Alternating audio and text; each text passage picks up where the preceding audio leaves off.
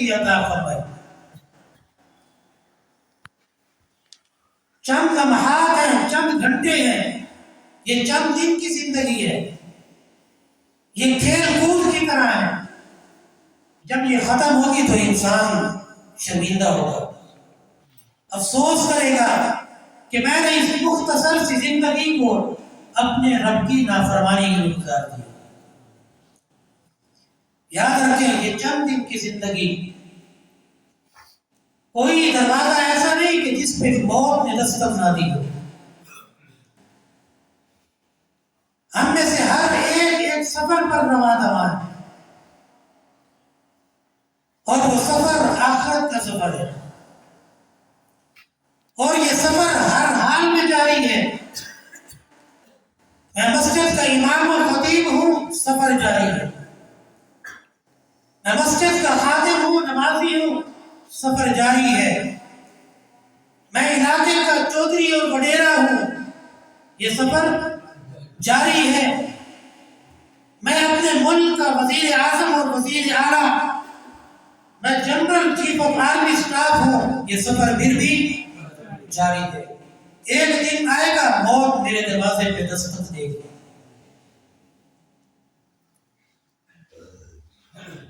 موت نے ہر دروازہ بجایا. ایک ماں کا اکلوتا بیٹا فوت ہو گیا. ماں رو رہی ہے، زبر قوم کر رہی ہے، بال نوچ رہی ہے، اور پکار رہی ہے کہ میرا بیٹا نہیں مر سکتا. صدائیں لگا رہی ہے، بیٹا اٹھ، میری بات کا جواب دے، میں تو اس سے کچھ کہہ رہی ہوں، تو اٹھتا کیوں نہیں، میری بات کو سنتا کیوں نہیں. چیخ و پکار محلے کی عورتیں نے سنی، دلاسا دیا، حوصلہ دیا، ہمت بڑھانے کی کوشش کی، لیکن ماں ہے کہ اللہ کے حکم کی انکاری ہے. بار بار کہتی ہے ڈاکٹر کو بلاؤ، میرا بیٹا مر نہیں سکتا. ڈاکٹر نے چیک کیا، انہوں نے بھی کہا بیٹا مر چکا ہے. لیکن ماں اللہ کے حکم کی انکاری ہے. علاقے کے مولوی صاحب کو پتہ چلا،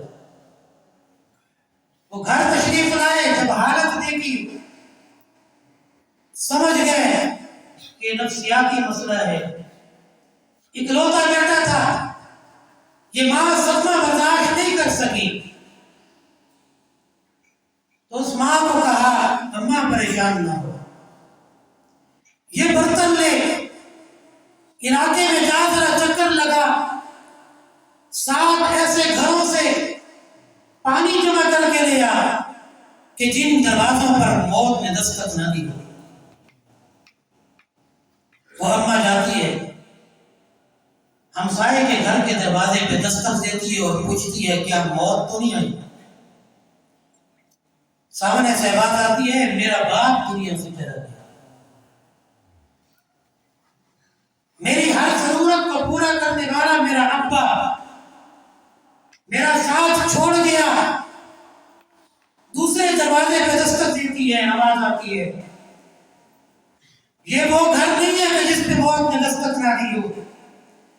میری اماں جو میری تربیت کرتی تھی، سردی گرمی سے مجھے بچاتی تھی، جب میں باہر نکلتا تھا مجھے تلاش کر کے لاتی تھی، میری ماں کا سایہ آج مجھ پہ نہیں.